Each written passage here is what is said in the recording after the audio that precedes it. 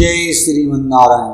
श्री पाराशर जी कहते हैं, परम बुद्धिमान राजा मुचुकुंद के इस प्रकार स्तुति करने पर सर्वभूतों के ईश्वर अनादि निधन भगवान हरि बोले, हे नरेश्वर, तुम अपने अभिमित दिव्य लोकों को जाओ। मेरी कृपा से तुम्हें अव्याहत परम ऐश्वर्य प्राप्त होगा। वहाँ अत्यंत दिव्य भोगों को भोग कर तुम अंत में एक महान कुल में जन्म लोगे। उस समय तुम्हें अपने पूर्व जन्म का स्मरण रहेगा और फिर मेरी कृपा से तुम मोक्ष पद प्राप्त करोगे।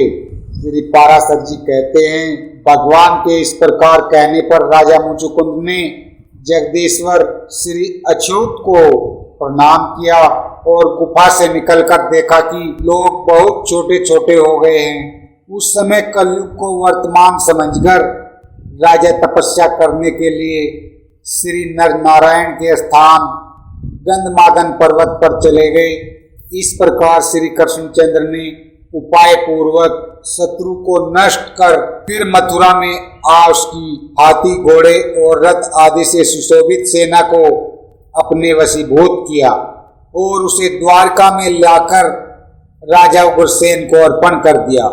तब से यदुवंश शत्रुओं के दमन से निशंक हो गया। हे मैत्री, इस संपूर्ण विग्रह के शांत हो जाने पर बलदेव जी अपने बांधवों के दर्शन की उत्कंठा से नंद जी के गोकुल को गए।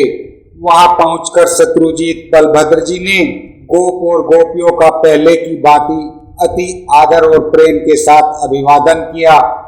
किसी ने उनका आलिंगन किया और किसी को उन्होंने गले लगाया तथा किन्हीं गोप और गोपियों के साथ उन्होंने हास परिहास किया। गोपों ने बलराम जी से अनेकों प्रिय वचन कहे तथा गोपियों में से कोई परने कुपित होकर बोली और किन्हीं ने उपालंब युक्त बातें की। किन्हीं अन्य गोपियों ने पूछा, चंचल एवं अल्प प्रेम करना ही जिनका स्वभाव है, वे नगर नारियों के प्राणाधार कृष्ण तो आनंद में है न?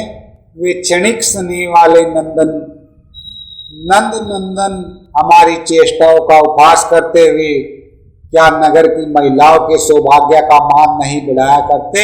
क्या कृष्णचंद्र कभी हमारे गीतानुयायी मनोहर स्वर का स्मरण करते हैं?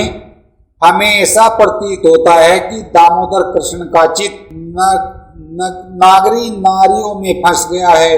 हमें अब उनकी प्रीति नहीं है, अतः अब हमें उनका दर्शन दुर्लभ ही जान पड़ता है।